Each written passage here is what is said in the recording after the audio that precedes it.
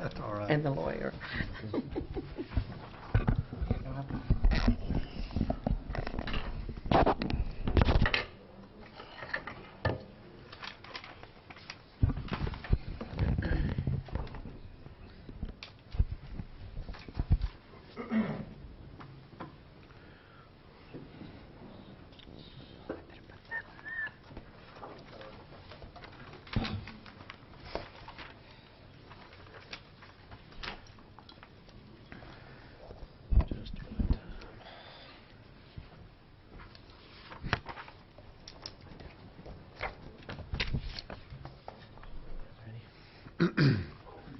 I'd like to call this July 3rd meeting of the Cookeville City Council to order. Can we have a roll call, please? Councilman Anderson, Present. Councilman Shelton, Mayor Salee, Present. Vice Mayor Davis, Present. Councilman Williams, Present. 4 present, 1 absent. If we could all rise for a moment of silence, followed by the Pledge of Allegiance.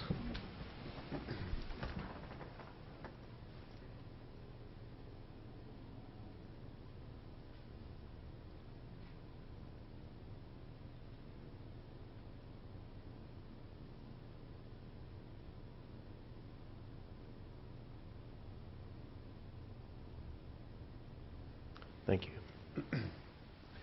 I pledge allegiance to the flag of the United States of America and to the republic for which it stands, one nation, under God, indivisible, with liberty and justice for all. Do we have any additions or corrections to the agenda, Mr. Shibley? We need to pull item 2, consider approval of minutes of the last meeting. Do we have a motion and a second to approve? Move approval. Second. We have our motion and our second. Any discussion by the council? Seeing none, I'll vote. 4 yes, 1 no, motion carries. No, 1 absent. 1 absent. All right, that brings us to our consent agenda. Item 3, we have 3 items. Consider awarding bids for annual, semi-annual materials for Public Works.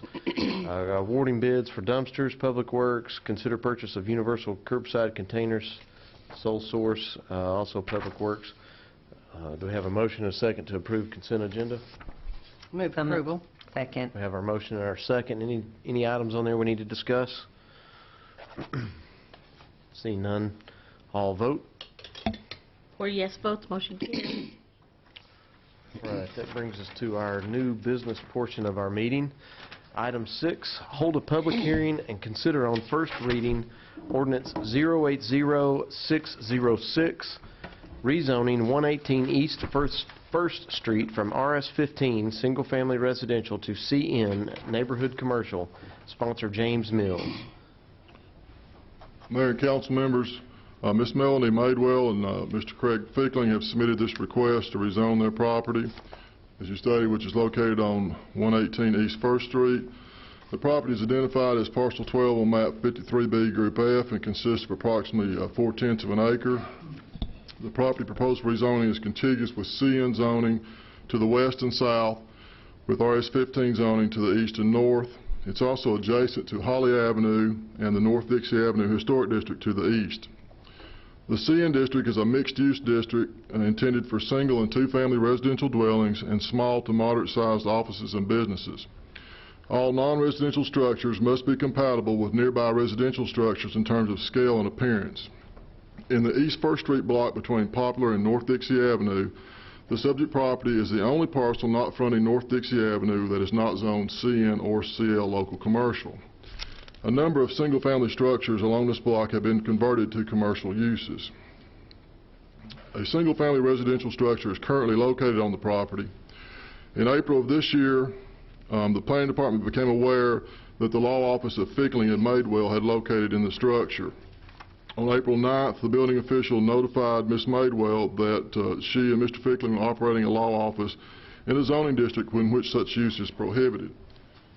On April 10th, a rezoning request was submitted by Ms. Madewell and Mr. Fickling. The request included a supplement stating that a change in employment had occurred, necessitating the temporary location of their law office at the subject location.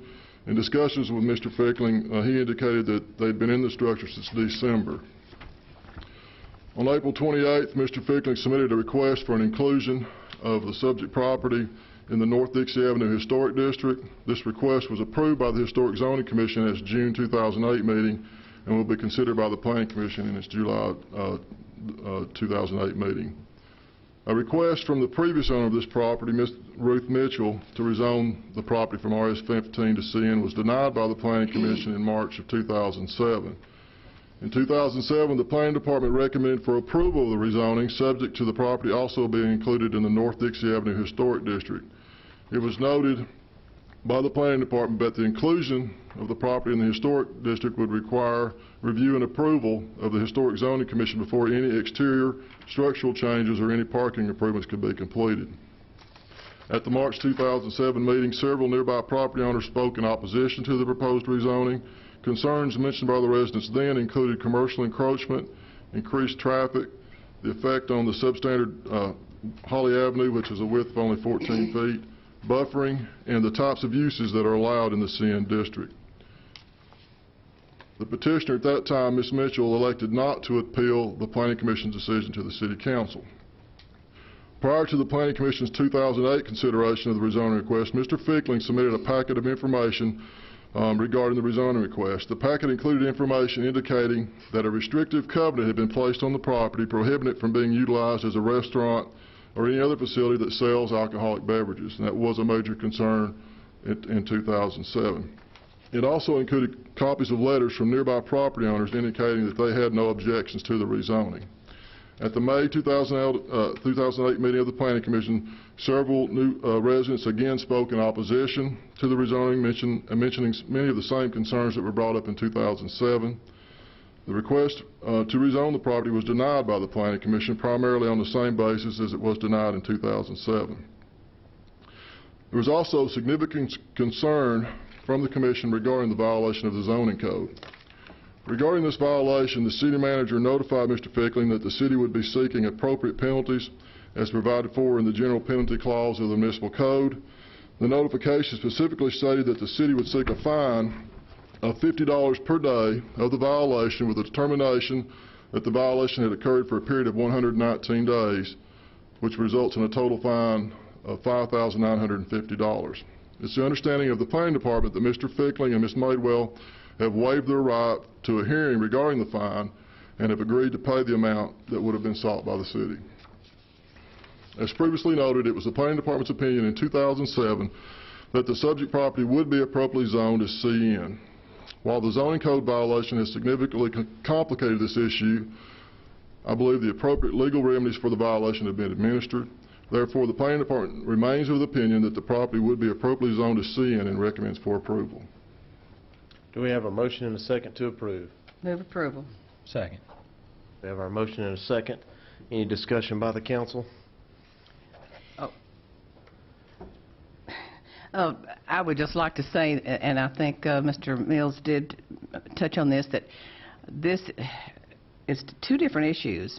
One is that we've got a piece of property that sits in amongst other pieces that are CN, but this is a residential piece, so it seems to be almost a spot zoning kind of situation. Then the other issue is that the owner has violated a code, and so the council, Planning Commission and council, of course, then has to address both of these situations. I feel that it was right that the owners did pay the fine that was placed upon them, and that is good, that has been done, that's been settled. Now, of course, now we've got to discuss whether this particular piece of property, regardless of who's in it and whatever, it doesn't matter. We shouldn't let the emotions of what these people did that was against the codes affect our judging whether this piece of property needs to be a residential piece by sitting there alone by itself, or to be included in the CN, which, to my knowledge, there is a doctor's office next door, a law office across the street, and another doctor's office up the street, and I have not heard of any complaints at all about those pieces of property that house those businesses. So I do not feel that a law office and a CN zone at this spot would be detrimental to this neighborhood. It is all up and down First Street. I mean, from Dixie all the way to Cedar has either has commercial or neighborhood commercial. So I feel that, in my opinion, after having studied this, that I would approve the CN zoning. Thank you. Thank you. I have gotten quite a few comments from the residents of Holly Avenue, Cherry Avenue, and also North Dixie Avenue regarding zoning this CN, and the desire for the neighborhood is for it to remain residential. And here again, when you look at that map, this is definitely a difficult zoning issue, in my opinion, because directly behind this piece of property are several homes, and Holly Avenue is a very narrow street, if you can really call it a street. I mean, two cars can't go down Holly Avenue. One car has to move over for the other car to go through. So I feel like it's in the best interest for this to remain a residential piece of property. James, what do we have when a commercial entity goes into a piece of property and has to do improvements to roads or the infrastructure? What's typically the requirements? It depends on the situation. If there's a subdivision development involved, then we do require the upgrade of existing streets. And the only other case under the zoning code is if the development is more than 50,000 square feet. And this wouldn't fall under that provision where improvements to an existing street would be affected. The width of Holly was discussed both in 2007 and in 2008. And one thing that I think needs to be noted is that this is a relatively small piece of property. You're talking about 4/10 of an acre, and the amount of parking that can be placed on this property, we estimated before in 2007 was 6 to 8 spaces. So I don't know that there's going to be, I guess any increase in traffic may be considered by some to be too much, but in the big scheme, I don't think 6 to 8 cars in additional traffic is really that much. Holly Avenue is a narrow drive. Currently, the property does not have parking to the rear. Maybe I'll go back to this aerial photograph. You can see. I think the concern that was talked about in 2007 was in this section of the property about potentially adding parking in there for this, the use of this. But again, this is a small lot, and it's a small commercial development, potentially. And one other thing, the CN district, I know the council's aware of this district, it's our mixed-use district that's intended to be compatible with single-family and two-family developments. It's our most restrictive commercial zone, and it's the only zone we have that has some architectural controls. And the other thing I wanted to point out was, and which has already started through the process, is that the recommendation was that it be included in the historic district. The Historic Commission has already approved that. That gives you the additional layer of protection for the neighboring properties, that any improvement that's done to this property that affects the exterior use of this, including any parking, must be reviewed and approved by the Historic Zoning Commission. And I think this is correct, isn't it, too, James? Because there is a transition zone between those two, that the buffering requirements, if they did choose to add parking, would be greater than it would be otherwise. Is that not correct? Yes. If they did do any parking to the northern portion of it, any improvements or expansions or parking requires a 20-foot buffer where it adjoins any residentially zoned property. So that, again, that restricts how much of that property can be expanded upon, and including structure or parking. Mm-hmm.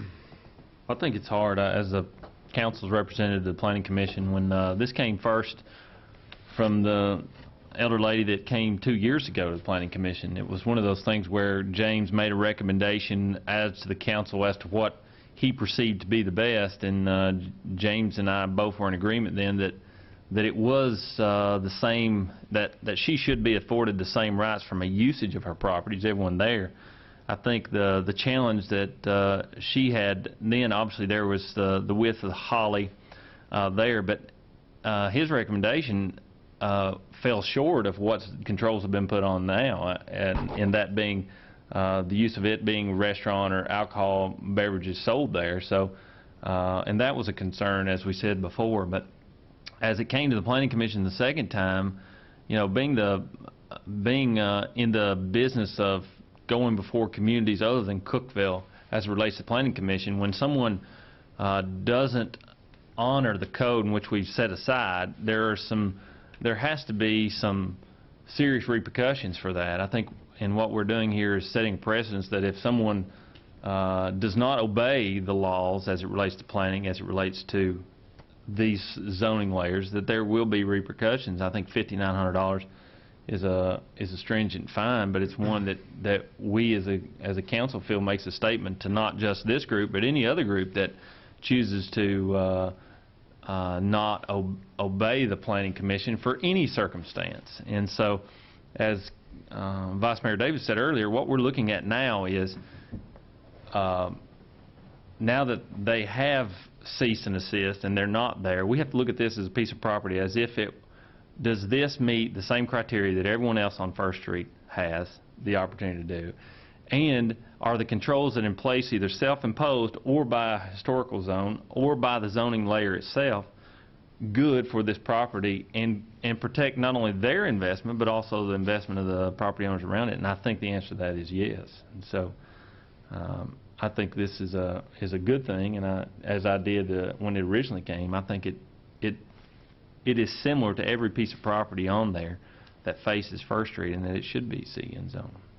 You know, we studied very carefully when we were talking about CN on Washington and 10th. And I think everyone unanimously on this council was very concerned that we protect neighborhoods. And I think all of us still have that same point in mind. And that's our main goal here when we get some kind of business type situation that's close to a residential area. We're looking for any kind of protections that can be placed there for the residents. And so I think in this case that it's been pointed out that we are serious about that, and we want that to remain. So, but I still feel like the CN would be a comfortable setting at that place. Well, in the historic zoning, if that does go through, and I think it has to come before the council. Yes, ma'am. And does it have to also go through the Planning Commission? Yes, it goes to the Planning Commission next month. But the historic zoning board did recommend it for historic zoning, and that creates an overlay over the CN or residential, whichever. And the historic Dixie zone, which that's what that would be a part of, states that the facade of the building cannot be changed. So what you see now, if the historic zoning goes through, is what it has to remain. You can't add on to it or change it anyway without going before the board. That's correct. At this time, I'll open up the floor to any of the public that would like to make comments. I invite you to come to the lectern. You can speak for up to 3 minutes if you just identify yourself, and we'll try to prevent redundancy if we can. And I would also like to add, as someone comes forth, that adding to what Councilman Williams said about our fine, the state of Tennessee limits municipalities to $50 as our fine, so we had no control over that.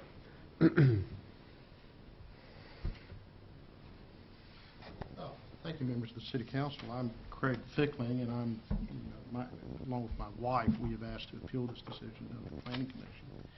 And before we discuss the property, let me first of all say that we are very sorry to the problems that we've caused the City Council and the Planning Commissioner and the City Planner by occupying the property before having this property rezoned. No matter, our intentions were not to thumb our nose to the City Council or to the city in any shape, manner, or form. Our intentions were good, but it doesn't matter, frankly, how good our intentions were.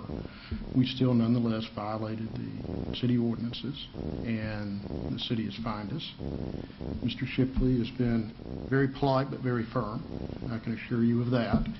And while it is a steep fine, and we certainly wish it was less than what it was, I'd be lying to you if I told you we did not think it was fair. Concerning the property itself, and just to talk a little bit about the parking that Mayor Salee brought up, as I understand it, we need to add 4 parking places to the property itself. We already have 2 that are there. And what we have, in terms of what our concerns are, we have 2 concerns that we're very cognizant of. The first is that we do have a neighbor to the north, and we do not want to do anything. I would not want to live next to a piece of property that had a parking lot. The first thing I saw every morning was a parking lot. So in terms of locating these 4 spaces, we're very cognizant of that. We want to do it in such a way as that it's going to minimize any problems that she would have. And in terms of that, also the location, and in terms of the landscaping near that. The other concern that we have about the parking area is that we are a little bit on a slide uphill. And we want to make sure that the parking lot, either by the materials that are used, is done, or the location is done in such a way as to minimize any sort of runoff from any rain. And we're very concerned about that. I don't think that those 2 concerns are necessarily in conflict with each other. And like, Councilwoman Anderson has pointed out, anything that we do, it's going to have to be approved by the Historic Commission. So, 2 heads are better than 1, and I think multiple heads are better than 2. I think by using that process, 1, it's also going to add a layer of protection to the neighborhood, but also give us a little bit better idea as to how best to achieve those goals to minimize any impact that any parking that we put up there is going to have on the neighborhood.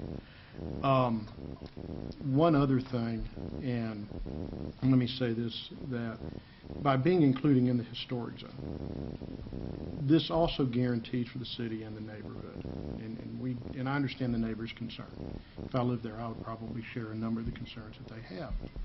But by being included in that historic zone, it guarantees that not only whatever we do, but people who may own this property in the future, whatever they do, it's going to be consistent with the neighborhood.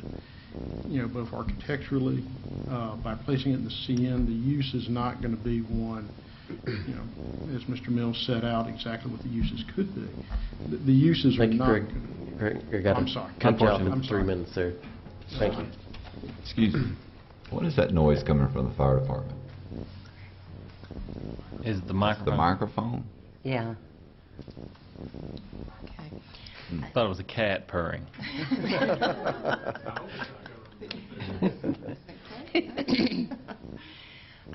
As Craig mentioned, my name is Melanie Madewell. I'm one of the property owners. And we want to apologize for the problems and the issues that this has raised. Of course, hindsight is 20/20. We certainly do not mean any disrespect to the city by putting the city in this particular situation. We have worked with Mr. Shipley as to determine what would be appropriate. That has been paid. We simply would like to move forward. But again, we do apologize for the situation. Thank you. Thank you. Any further comments from the audience? Yes, sir. Excuse me. My name is Bill Barnhart. I live on Dixie Avenue. And I appreciate a chance to address this issue. I know that the facts are well known to you. What I want to address is the process. We have a planning commission that's visited this twice now, and now it's in your court. Certainly, you have the statutory obligation to make sure that this process has worked correctly. And that's, just as Ms. Davis said, you should set aside the punitive portion of this set aside the fact that the restitution is made as part of the sign, fine. But what I want to draw your attention to is kind of the expectations I, as a citizen of Cookeville, have with this process. If you overturn the Planning Commission, I think that would be of great magnitude, since they visited this issue twice. But certainly, you have an obligation to look at this. When I think about the position you're in, things that would influence me, were I in your position, would be things that really go beyond the scope of what the Planning Commission or the Planning Department may look at. For example, if there was a fiscal piece of this that really threatened the financial viability of Cookeville, certainly that would be fair game that this should be revisited. If there was a safety issue, if there was an environmental issue, those would be certainly factors that should play a role in your decision. And finally, I guess I would say, in your executive capacity on this, if you felt that the Planning Commission had not handled this properly, if there had been malfeasance or the facts were not properly screened, or that the decision was faulty because of the Planning Commission process, that certainly would need to be revisited by you, and it would be fair game to reverse it. In the absence of those, however, I would certainly strongly say that my expectation would be that you would listen very carefully to your Planning Commission, and that you'd be very careful before you would overrule a decision that had been taken twice. And it would send a powerful signal to the Planning Commission and to the community as to why you would overrule them. Thank you. Thank you, sir. Thank you.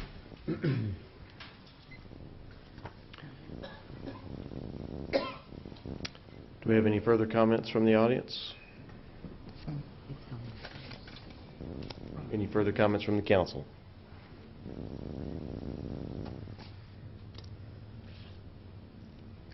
Seeing no further comments, all vote. 3 yes votes, 1 no. Motion carries. Thank you. Thank you, Mr. Mills.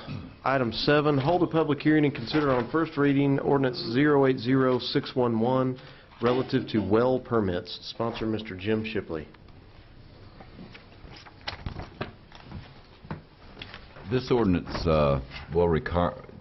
merely requires anyone that's going to dig a well or get drinking water out of a spring to demonstrate to the city that is good drinking water and that it meets the standards set out by the state code.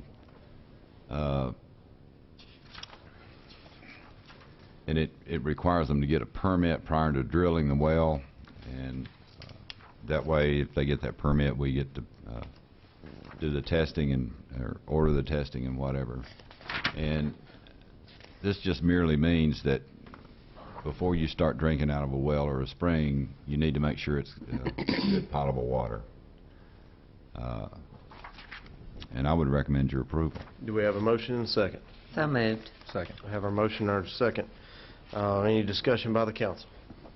So this is just rather a public health issue that we just want to... Yes, there are some counties and cities in Tennessee, I think, that have done this. I know Dixon County has. And they just identified certain environmental risk areas. But from our standpoint, it makes a lot more sense that it be all-inclusive all over the city, because, I mean, we don't want anybody digging a well and drinking bad water. Well, especially when they can drink our great city water. Yeah, that's exactly right. What about agricultural use of this water? If somebody wanted to... This only applies to use it for drinking water. Just drinking water. Mm-hmm. Potable water. Okay. Any comments from the audience? Comments from the council? Seeing no comments, all vote. 4 yes votes, motion carries. Thank you, Mr. Shipley. Item 8, consider resolution 080715, relinquishing the Regional Planning Authority. Sponsor, Mr. James Mills. Mayor and council members, the Planning Commission has unanimously approved a resolution recommending that the council approve relinquishing the regional regulatory authority of the Cookeville Regional Planning Commission within the unincorporated portions of the planning region or urban growth boundary, and reverting this authority to the Putnam County Regional Planning Commission, and at the same time designating the Cookeville Regional Planning Commission as the Cookeville Municipal Planning Commission. In 2007, as you know, the Tennessee Code in Section 13.3.102 was amended to require that 2 members of a municipal regional planning commission with more than 5 members must reside from outside the municipal boundary. The Cookeville planning region extends to the urban growth boundary, which is depicted on the screen. As a regional planning commission, the Cookeville Planning Commission has the authority to review and approve all subdivision developments within its region, including the areas outside the municipal boundary. It also has the authority to plan for the area of the region outside the municipal boundary and review infrastructure improvement proposals for compliance with our long-range plans. In counties without zoning, municipalities with regional planning commissions may also adopt zoning for the area outside its corporate limits within the planning region. The City of Cookeville has not enacted zoning outside its corporate limits, and there are no known plans to do so in the future.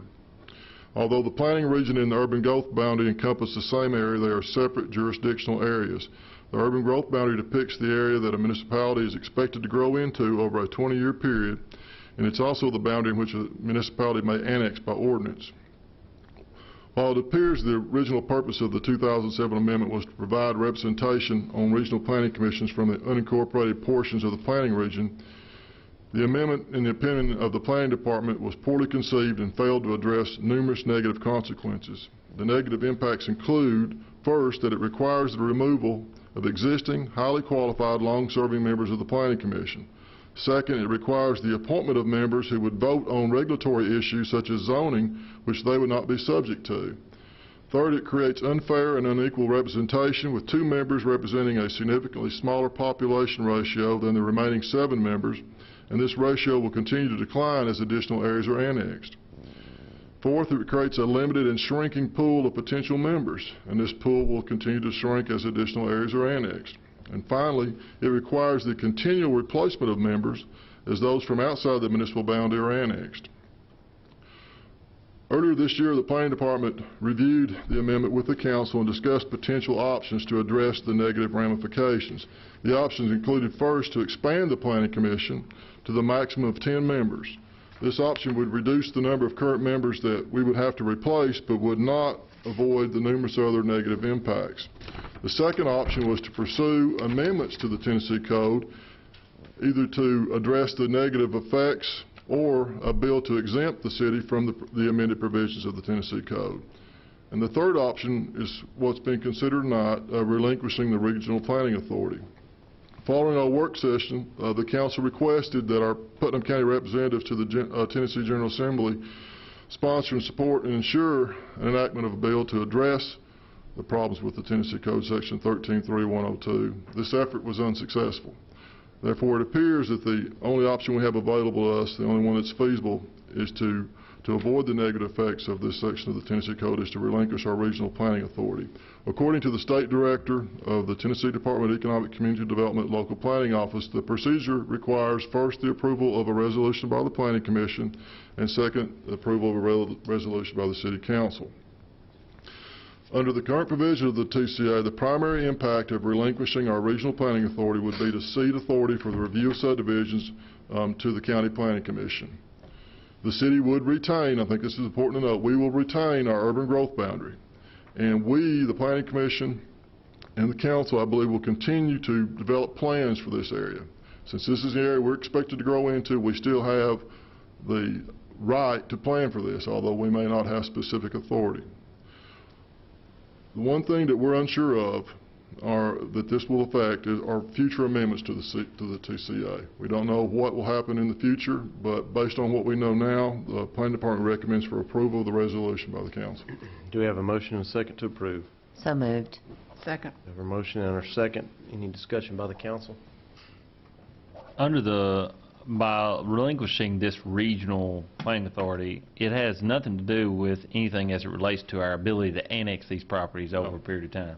So we're, based upon that criterion that was set for this 20-year period, we're able to annex into these areas under the current statute, and this only allows us to control better the appointments to the Planning Commission. Those are the only things that I understood from Planning Commission that it is, correct?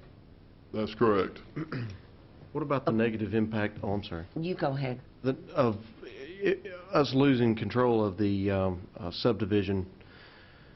So this gets developed and then we annex it. Are we putting ourselves in jeopardy?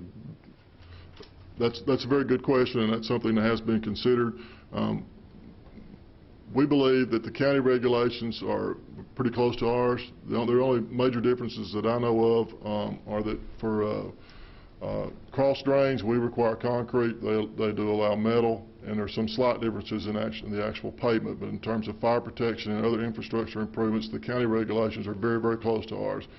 So what we would lose and what we potentially would be forced to lose further if we keep ours, we believe the best run is to abolish our region. Let me state one other thing, that there are very few municipal regional planning commissions left in the state.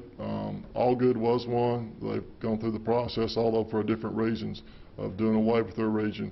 But again, there are many cities with urban growth boundaries that don't have planning regions, so again, it does not affect your ability to annex, and I also don't believe it affects our ability to plan, although we don't, again, have the formal jurisdiction to plan for. We will plan for our urban growth boundary. When Mr. Mills came to us as a council with this, one of the things that bothered me the most about it is taking 2 members, citizens of Cookeville, off of the Planning Commission to be replaced by folks who were non-voters, who were non-citizens. Wasn't that I have the Yes. correct understanding of that? And that really concerned me because it would then limit the number of citizens on that commission and add folks that really might never be a part of the city, because we don't know which way we know what our growth boundary is and all that, but and then if we annexed where they lived, then we'd have to add somebody else, and it was bothersome to me to think of doing that. Well, we could, in effect, in the next 20-year period, annex everybody in the urban growth boundary and then have nobody to represent the other 2 spots of the Planning Commission. Right. Let me point out, too, that the way it was designed, the state law, the amendment, it was to be done by attrition. As a member's term came up and expired, then instead of reappointing them, you would appoint somebody from outside the city in this area. But even with that the case, one of our biggest concerns right now currently is that our current member that's term is up is Dr. Lutzenheiser, who is an expert in transportation planning. And we'd be forced to give him up just to comply with this. And that's just that one situation. And all our members we have a great planning commission. But that really drove home what could happen to us, that we'll be forced to replace next year somebody else. And they're all valuable members that have put many, many years into the Planning Commission. And I know the mayor and Ryan can speak to this.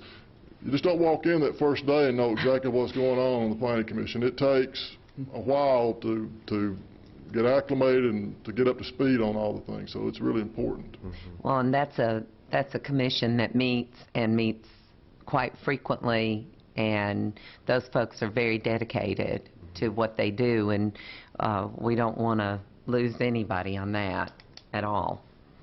Is there some possibility that the Tennessee Code 133102, I guess it is, can eventually be changed and we could revert back to a regional planning commission? Well, it could, but to set up a regional planning commission requires the approval by the county.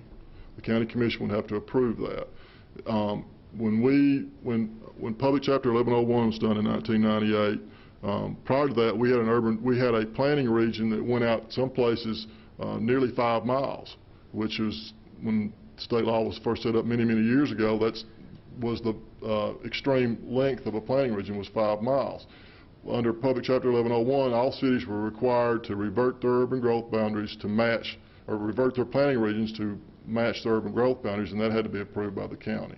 And same process would have to be followed. We would have to go back to the county and ask for permission, and would be subject to the county commission's approval. If the county commission approved that, then it would go to the local government planning advisory commission in Nashville. But basically, once you have the county's approval, it's rubber stamped in Nashville. Okay. I want to commend the Planning Commission for, and the staff for working on this difficult issue, and since we couldn't be exempted from this Tennessee Code. Stupid law. It's a 13.3.102. I feel like this was about the only thing that we could do, and so I'm certainly in agreement with Well, and I what think come up with. for the Planning Commission, as a council's representative, from the Planning Commission standpoint, when we study these things and we look at them, it's our hope and our desire that we can get sponsorship of these type of things at the state level. And And we didn't. and we didn't. We didn't get We did not. we didn't get any sponsorship at the state level, and so it's always challenging when we're trying to make decisions that are best for our community, and we don't get that. And so, going forward, whether getting a regional planning authority is back, but we'll always be faced with the challenge of this state law, this statute, and whether or not we can get one of our local government officials to even sponsor a bill that supports the community in which they reside. So, Well, let me kind of bring you up to date on Representative Fincher. I talked to him about this bill, and he said the support's just not there. This originated, we think, out of East Tennessee, where one of the representatives is in real estate and had a little trouble with a regional planning commission. So to answer your question about will this be changed in the future, I don't think it will be for the next few years. There was just no interest at all in the state legislature, from what I understand. Even through the Tennessee Municipal League, when we went to a meeting at Mr. Mills and Mr. Shipley and my being on the TML board, we didn't get any thumbs up there at all. So Well, it's like James said, there's not many regional planning commissions out there in the state, so it just wasn't a big deal to TML. and it's as elementary as one man, one vote, and I think from a planning commission standpoint, that's what we're looking at as we continue to grow into the area in which we have been approved to grow in this urban growth boundary. And there was a legislation down there this year, I don't think it passed, but it was that the county executive would actually appoint those 2 members to your planning commission. That's true. And that's how far it's getting, and that's Yeah. why we were really, really concerned. And basically, we think we've been pushed into a corner, and this is really the only option Yeah. we've got. Best worst option. Yeah. Yes. Do we have any comments from the audience? Yes, ma'am. I'm Deborah Sam, and I just had a couple of questions. I'm a little concerned. So, what was the reason? I missed this. What was the reason why we couldn't expand the number of people to heading towards the maximum from the 5 to the 10? We could expand. We currently have 9 members. Okay. State law allows municipal planning commissions to have 10 members, so we could expand to 10, and that would save us for this year. We could add 1 member from outside. Next year, through attrition, because of the state law is if you have more than 5 members, you have to have 2 that are from outside the city. If you have less than 5, 1. So we have to have 2. The most we can have is 10, so we could keep our current 9, but then next year, one of those would have to be replaced with somebody from outside the city. And how long is the term from the commission? For appointed members, it's 5 years. Okay. I'm just a little concerned.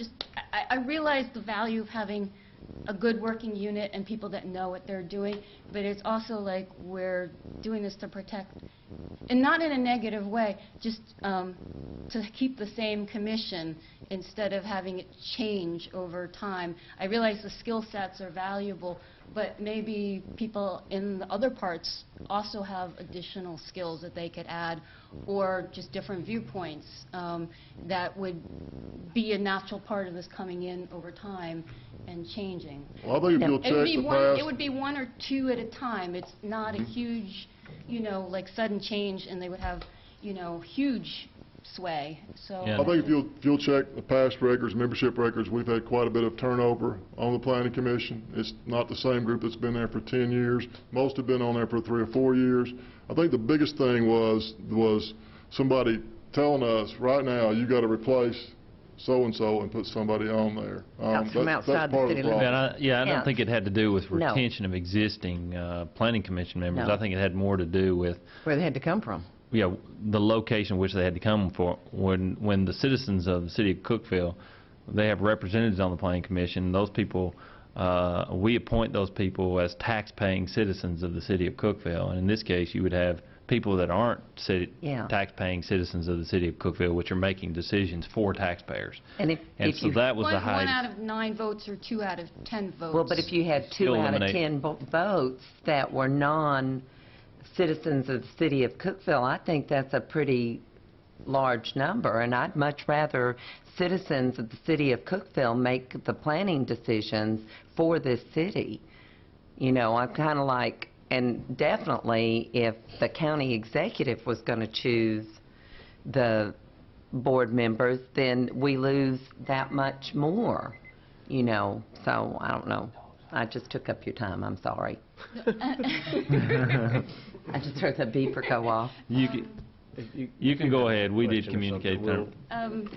Add it on. I just, sorry. We'll deduct I from just yours. lost my thought. That's okay. that was my Thank you for your Thank concern, you. Deborah. We appreciate Well, it. it's always a concern Mhm. about, and I've been around here a long time, and it's always a concern about, that we've got the same people on this board for a long period of time, and that just doesn't happen very often, because they serve for 5-year terms, and once they do that 5 years, you're lucky if you can get them to do it 5 more. So, But then what about, I'm sorry, I only brought that up because he mentioned the traffic Right. planner, right? So, as an example, and other people, he said the skill sets.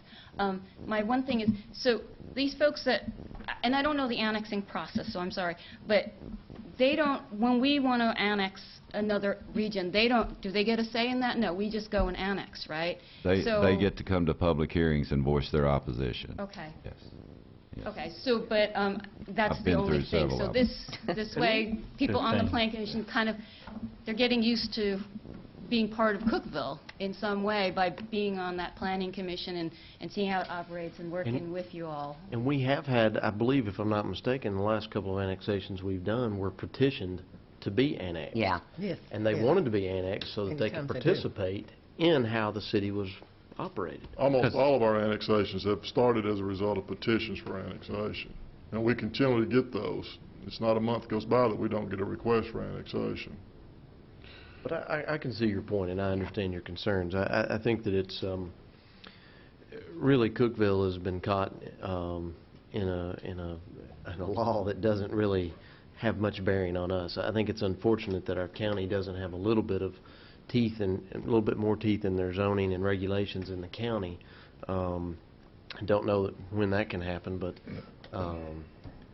I think that we do have a good planning commission, and I'm sure that there'll be some changes on there. And I don't know that Dr. Lotzenheiser will even consider staying. serving again. Well, he may not. He is After a gold tonight, maybe medalist if not. he does, but we appreciate your comments. Any further comments from the audience? Yes, sir. I'm Bobby Hill from the Model Forest Policy Program. We very recently, within days, have received a grant from the Merck Company to see what we can do to assist the city of Cookeville to come up with a climate action plan as it pertains to water issues, but particularly through forest issues. I would just encourage you to consider that you probably, in making the decision making this decision of this resolution as proposed by Mr. Shipley, excuse me, Mr. Mills, that you're potentially giving up a lot of expertise that part of this area that won't have the expertise of the City Planning Council to direct that. The landscape of those areas could be changed dramatically. That could be problems that once the City of Cookeville annexes that piece of property, have to fix to bring it up to the standards that you hold for the rest of the city. So I'd encourage you to either defer your decision until our policy advisors and have had an opportunity to speak with you. I don't have that expertise. I actually just started work for the organization 2 days ago, and just found out about this about 3 hours ago. So I apologize for being ignorant of the details of this, but I would encourage you to either defer your decision for a later date. Go ahead. Go ahead, Ray. The matter at hand has to do with the removal of Regional Planning Commission. It doesn't have to do with anything as it relates to, I think, what you're here for, but as it relates to planning for the county, we don't have the controls as it relates to the planning of the county. The county has set up its own planning department for these areas, not only in our urban growth boundary, but in the county of Putnam County itself. And so I think maybe there's some confusion as to what it is we're discussing. And I think what Mr. Hill is referring to is potentially that there could be somebody go out and develop a piece of land that wouldn't meet runoff requirements. But I'm assuming that the state of Tennessee would regulate, I think that's state law, is it not, about runoff, and I'm not sure. If you disturb an area that's greater than 5 acres, you have to have an environmental, or 1 acre now. I thought in the city it's 1, but in the county it's 5. If you disturb an area that's more than 1 acre, you have to have a permit from the Department of Environmental Conservation through our field office here, which is on Willow. And so anybody that chooses to go and disturb the land would have to go through that process, as long as it's not greater than, as long as it's greater than 1 acre of disturbed area. And our regional planning you listed some things that gave us power, subdivisions, infrastructure improvements. Yeah, well, the big, I think, part of what he's talking about or what the council's addressing about drainage and stormwater, a lot of those issues within the city are covered under our zoning code. We don't have zoning outside the city limits. Of course, the county doesn't have zoning. Again, and Greg can speak on this too, he was the former chairman of the Putnam County Planning Commission. Our subdivision regulations are not much different than the county's. They're very similar. Again, the biggest differences, and Greg, you correct me if I'm wrong, are we have a slightly more restrictive paving requirement, and in the drainage systems we require concrete when they go under the street, and the county does allow metal. Those are primarily, the county looks at drainage and subdivisions just like we do. And as a matter of fact, and I didn't point this out, 3 of the last 4 subdivisions that have come to the Cookeville Planning Commission from outside the city within the region were first submitted to the County Planning Commission in error by the developers, were approved by the county, and were in the process of being developed when we found out about it and came back to us, and basically all we did was say, what can we do? You've done it correctly, go ahead, and give them the second approval, because their regulations are very close to ours. The only difference that I can note again was the last one we had was that they did allow the metal pipes, and I believe and Greg correct me, didn't we make them replace those with the concrete? And I don't know if that's a huge issue. If we go out and annex that subdivision and it's got metal pipes in it instead of concrete, that's going to be something we're going to say, well, that's too substandard. We're not going to annex that, because almost everything we've annexed has had the metal pipes. We only added the concrete requirement a few years ago. And right now, the only big issue that I can see, again, is to cede the subdivision review process over to the County Planning Commission. And as I stated earlier, looks like that's where they're going anyway first, because people don't realize that there is this region. And the other is, it's about zoning, and we're not zoning outside the city, so I don't know that we're giving up anything. Okay. So maybe that addresses some of your concerns, Mr. Hill. I'm not sure. and we look forward to working with you maybe on the model forestry program. Any further comments from the audience? Any comments from the council? Alma, going I'm twice. done. All right, seeing no further comments, I'll vote. 4 yes votes, motion carries. Thank you, Mr. Mills. Item 9, consider declaring as surplus property a portion of city property adjacent to 1603 Lake Park Court. Sponsor, Mr. James Mills. Mayor and council members, Mr. Brad Tarr has submitted a request that a portion of the city property at City Lake adjacent to his property be declared as surplus and made available for purchase. Mr. Tarr owns the property located at 1603 Lake Park Court, which is contiguous with City Lake. In the process of trying to sell his property, it was determined that a portion of the house had actually been constructed on city property adjacent to the lake. It was also determined that a propane tank serving the house is located on city property. In addition to the surplus property proposal, Mr. Tarr is also requesting that a utility easement be granted to access his propane tank. Here's an aerial view, and the red again is the location of the portion of the home. And this is an actual survey that was submitted, and the propane tank is located in this section, and that's what's been highlighted here. And this is the property. This is the original property line, and this is the area that's being proposed. Oh, wow. Let me go back to the previous map. So the propane tank is located within here. And this is all the city property, and that's the city lake. So we're looking at this section right here. As I noted, he has submitted a survey, and it indicates that approximately 1,324 square feet of city property would be needed to remove the structure and provide a setback for the encroachment. The Planning Commission has recommended declaring a surplus and making available for purchase the portion of the property as depicted on the survey, and has recommended granting a utility easement to the propane tank subject to the termination of the easement upon the removal of the propane tank. The Planning Department concurs with this recommendation with the establishment of a minimum bid price of 53 cents per square foot, which is the current appraised per square foot value of the Tarr property. This would place the minimum price of the 1,324 square feet at $701.72. Do we have a motion and a second to Move approve? approval. Second. A motion and a second. Any discussion by the council? Any comments from the audience? Seeing no further comments, I'll vote. 4 yes votes, motion carries. Thank you, Mr. Mills. Item 10, consider declaring as surplus property 65 Reagan Street, tax map number 53K-A-22.00. Sponsor, Mr. James Mills. Mayor and council members, this request is submitted by Andy Reedus, and again, it's that this property be declared as surplus and made available for purchase.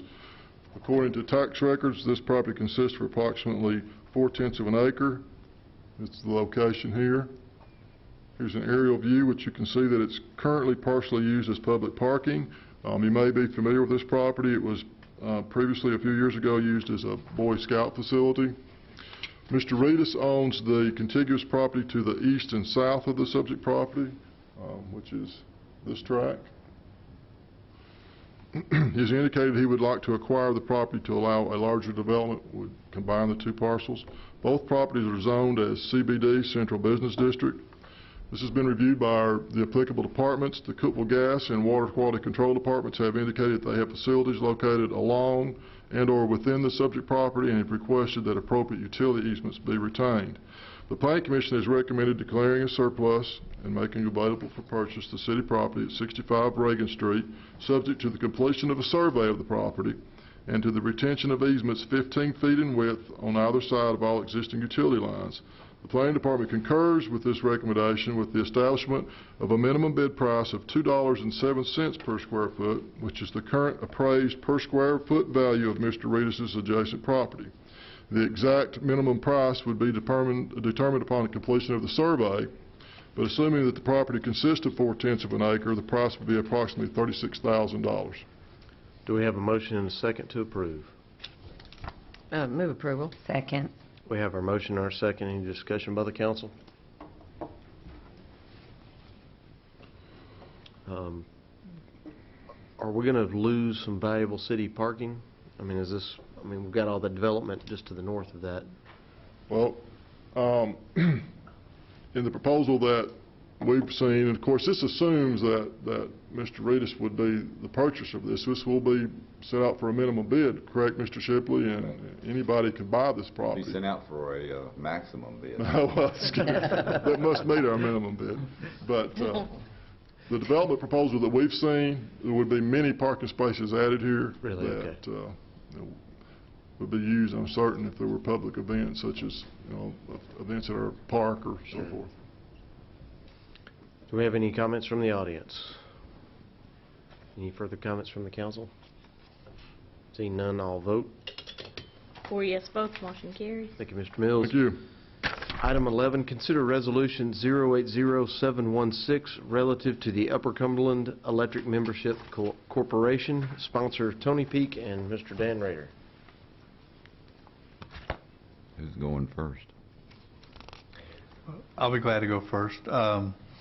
This proposal is the result of a compromise resolution between the dispute that the City of Cookeville has had with Upper Cumberland Electric Membership Corporation for many years over the acquisition of rights to serve the customers in the city limits of the City of Cookeville. As most people in the audience know, and I know the City Council is well aware, there was a lawsuit pending regarding 9 annexed areas. In that lawsuit, the city did acquire the right to serve those customers, but the price established by the district court was somewhat uncertain, and ultimately was probably a minimum of $5.8 million plus some additional cost for the service rights over a 10-year period and the cost of facilities. While that lawsuit was pending and before it could be resolved, the city annexed 6 additional areas, and we gave notice to Upper Cumberland that we wanted to serve those as well, which would start the whole new litigation process.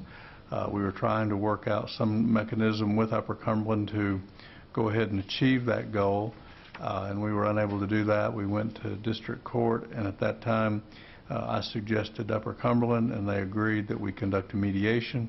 We didn't have to do that because Upper Cumberland representatives, one of which is Mr. Phillips, who's their attorney, who's here tonight, and I and Mr. Peak and Mr. Carl Brand at Upper Cumberland and Mr. Shipley met, and we were able to negotiate a resolution which I believe is in the best interest of the City of Cookeville, and have recommended it. I think Mr. Peak is in accord, as was Mr. Shipley.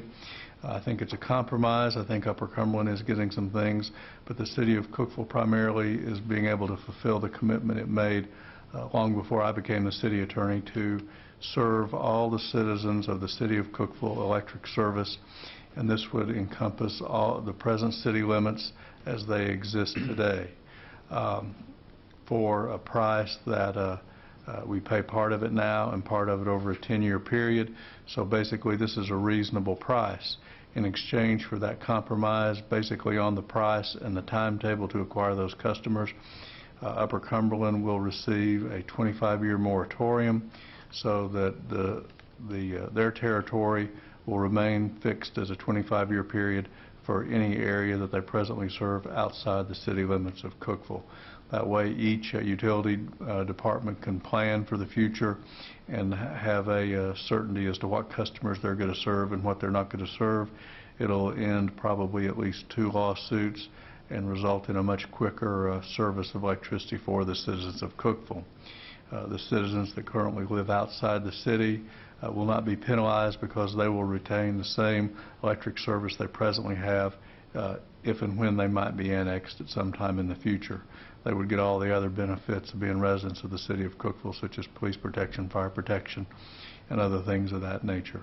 So this is a compromise, and I do think it's in the best interest of the city to accept this. And Mr. Peak can go over the 15 areas new areas that the city will acquire over the schedule that is in the resolution. There is one loose end. Upper Cumberland has philosophically agreed to this. I think one of the regulatory agencies has philosophically agreed. I think they're still waiting on one more regulatory authority to approve it, but we are cautiously optimistic that that will be done and everything will be implemented before the first payment is due on October the 1st. I'll turn things over to Mr. Peak.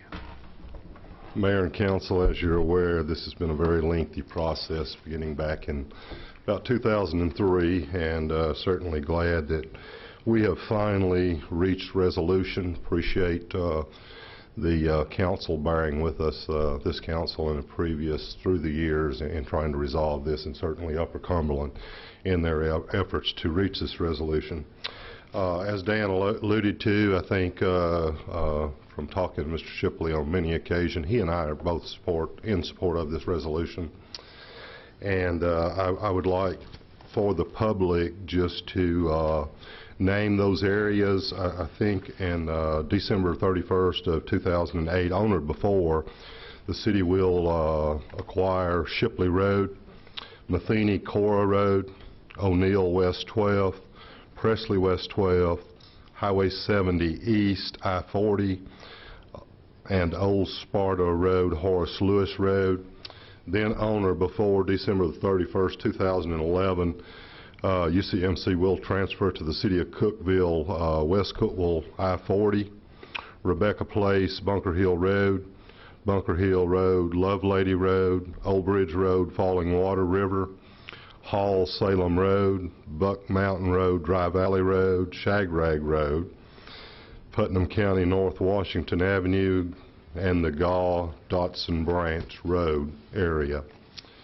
I'd be glad to try to answer any questions that you might have, but once again, I think this is a good resolution of a long-term problem, and recommend your approval. Do we have a motion and a second to approve? Move for approval. Second. We have our motion and our second. Any discussion by the council? Commend you for very fine work in this very difficult situation. It's been Thank a long you. time coming. And it'll be good to serve the people that we promised to serve, and grateful to see a resolution to all of this. I have several people who call me routinely that will be quite proud, yes. I think we all have had some of those. I think we'll be quite proud to not get a call from you about this. I understand. Do we have any comments from the audience? Any further comments from the council? I'd just like to say one thing. I do want to commend Mr. Phillips. I think he helped facilitate this with Upper Cumberland, and this is a good resolution, a good compromise for everybody. Each side gets something, and I think it's worthwhile. Very good. Thank you. Thank you. Seeing no further comments, all vote. 4 yes votes, motion carries. Thank Mr. you. Peak, Mr. Rader. Item 12, consider property acquisitions for the Cookeville Regional Medical Center, sponsor Cookeville Regional Medical Center, Mr. Paul Korth. Thank you, Mayor, Council. Tonight I'm here for Council's consideration and approval, some property that the Hospital Board of Trustees has approved, and I think that will be on the slide here very shortly. It's up on the screen right now. There's 3 pieces of property located at 529 North Willow Avenue, 503 North Willow Avenue, and 250 West 5th Street. Property is contiguous to what currently we do own around that property. It's within the medical district. Total purchase price for these 3 pieces of property are $780,000 and are included in our 2009 budget. I will note that most of the property will be used for future parking or roadways into the medical center, but the property on the north side of North Willow does have a structure, about a 4,500 square foot building that will be used currently for some staging and some medical equipment coming in for the new North Patient Tower, and it's also a very good future site for a medical office building. That building can be built on, expanded on, and there's plenty of parking here, and then we also, city and the hospital already own this lot right behind it that's already set up for parking. So I think they are three very good pieces of property that do fit into the master plan of the facility. This property at the bottom here will be converted into parking. We do have a medical office building that sits right here on North Whitney that does need some additional parking today, as that building has been filled up with doctors over the last couple of years.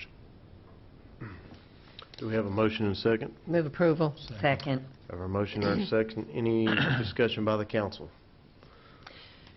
I just have a comment. I'll walk in the middle of the city of Cookeville a lot, and the other day we walked in that area, and it's just amazing how nice the new building looks, and I appreciate all of the way that you've lined the streets with those nice lights and good landscaping and good wide sidewalks. Has changed quite a bit. And Yes, it's it looks continue great. to change too as this. Which really as- has as nothing to do with this property. This parking, yeah, exactly. But this lot, a little bit off the screen, is not completed yet, but will be shortly with the completion of the North Patient Tower. Yeah, it just looks great.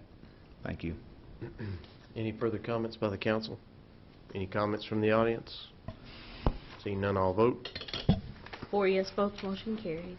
Thank you, Mr. Korth. Thank you. Thank you. Item 13, consider approval of agreement with Barge, Wagner, Sumner, and Cannon relative to the Highlands Business Park project. Sponsor, Mr. Jim Shipley. Mayor and council, this is for our business park, the extension of Gould Drive, close to the 5th interchange that one of these days is going to be built. Certificate of public purpose is required for that business park, and one of those requirements is that an environmental assessment of all the property be performed. Barge, Wagner, Sumner, and Cannon is currently doing an assessment on the proposed road corridor in the park. Next slide there, James.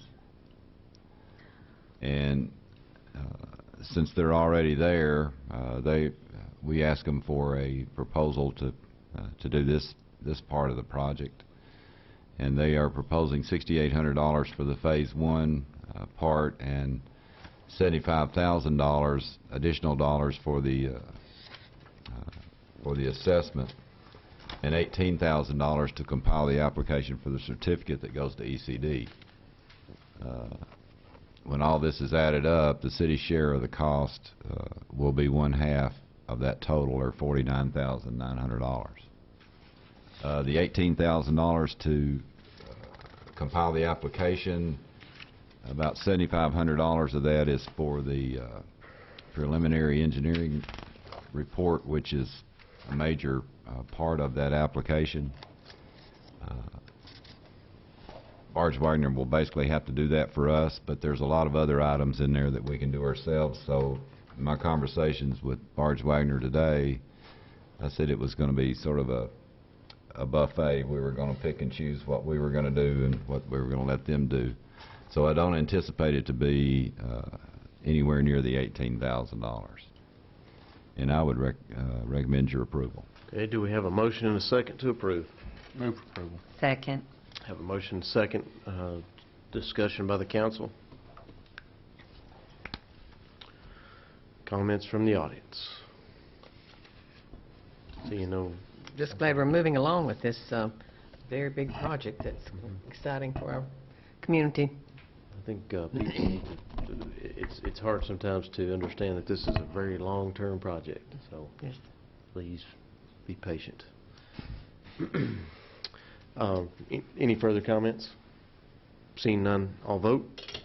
4 yes votes, motion carries. Thank you, Mr. Shipley. Item 14, consider amendment to the Personnel Policies and Procedures Manual relative to city-owned vehicles. That item was, you're looking at an old agenda. Yeah, that was removed Monday. Here it Yeah. is. It's Booger It's that- Swamp. Booger Swamp. Let's see, we're down to 14. Must be number Consider 16. awarding bid for Booger Swamp trunk sewer line cleaning and TV inspection. Sounds exciting. Sponsor Mr. Ronnie Kelly. Mayor and council, we recently opened bids on a budgeted project of ours, the Booger Swamp line, that we need to take some television camera work on. And we opened the bids. Pipeline Innovation was the low bidder, $44,500, and we would recommend the low bid. Do we have a motion to approve? Move approval. Second. And a second. Any discussion by the council? Any comments from the audience? Seeing none, I'll vote. 4 yes votes, motion carries. Thank you. That's all I have on my agenda, Sam. Okay, I was going to ask if there's any other items, seeing as how I'm on a different agenda here. At this time, we have our hearing of citizens indoor delegations. We invite you to come to our council meetings and speak for up to 3 minutes. And there were a couple of empty seats tonight, but we could have put you in here. Any comments from the council tonight? Well, I have a comment about the Tennessee Municipal League convention that Vice Mayor Davis and I went to, and I attended several workshops, which that's the whole purpose for us to be there, and I want to compliment the city of Cookeville because in most of the workshops, as I sat down and after the introductions were made, most of the folks that spoke, I would sit there and go, well, Cookeville's doing that. We're doing this. We're doing that. And there was even a forestry one that I went to, and we can be more progressive, but we're more progressive than a lot of people. And I just want to compliment the city of Cookeville for that, because I enjoyed the meeting, and it was good to know that we were being progressive on a lot of things. That is good. Thank you for your comments. And also, everybody have a good 4th of July, and remember that when you set off your fireworks, that you're supposed to be remembering the revolutionary soldiers who died to make this an independent country. Very good. Yeah. We don't have to Students, pay- we don't have get to pay ready. extra 3 for more that, weeks. That's our resident historian on there. I just have one comment. I'd like for Tony to address. These are available, I think, from the Tennessee Valley Authority, a little packet that you can receive to help save energy. I know with rising energy costs, and summer is really just kind of getting ramped up, and people be having their air conditioners and fans going and maybe looking for a way to save a little money. So, Tony, if you could tell us about what's in these packages. That's an energy-saving kit that I brought to you, Mayor, and also the council members. I'd like to take credit for getting those, but I'd have to give that to our marketing person, Karen Brown. But folks can go online that have computer access and energyright.com and follow the simple directions to a home evaluation. Ask you lots of questions. You then submit that. You will get recommendations back on how to save energy. And some 4 to 6 weeks later, you will receive that kit, which has a couple of fluorescent bulbs in it. I think a filter whistle to let you know when your heating system filter needs to be changed.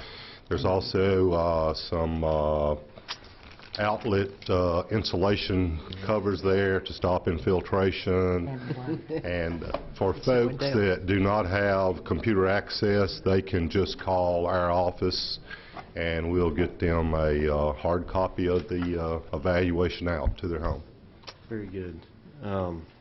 It's hard to get anything, I think, free from the TVA, so I would encourage all consumers of electricity to go online and get their kit, and hopefully we can save energy and reduce how much we have to use as a city. Would be really nice. I know we've talked before about benchmarking our city and seeing how much electricity we purchase from TVA, and maybe trying to get that lower if we can, so maybe we can work on that too as a city. That is in the works, Mayor. And they also have, and this would be Ronnie's department, looks like we have aerators for our city water supply. They're even trying to help the water department. That's right. TVA is. But as we've learned, water usage also requires electricity and energy usage. Yeah. So saving on water also saves on electricity. Okay, thank you. Thank you, Mr. Peak. Any further comments? Move from the those council? thermostats up That's right. on your air conditioner. I Hard to bet do when Mr. Rick it's- Woods does. Yeah, I'd like to commend Rick Woods. I passed him this morning. He was walking to work All right. Way to Setting go, a Rick. precedent. Let's see what all these the way other from department heads- Ferguson. I think he knows which way I go to work, so he just walks down there just so that I see him. That's right. That's right. Yeah. Any further comments? Do you want to say something about the canines? Oh, you know, the folks were here earlier. There are some programs, and I really am not educated enough on it to speak. She had to go to a meeting in Baxter, but Lori Green? Lori Green. There are some new programs available through the I guess through the shelter and the Humane Society here that help train your dog to be a good citizen, good canine citizen. And I think there's some other programs that she also was going to come and speak to, but I would encourage you to contact her if you have a pet. They have programs that keep your dog from jumping up and tearing things up and that sort of thing. They can teach you behavioral methods to work with your dogs, but maybe Councilwoman Anderson can find out about that and give us a full presentation. I'll do that. There'll be a PowerPoint. Seeing no further comments, I'll entertain a motion to adjourn. Thank you, Sam. I sure hope you feel better, Alvin.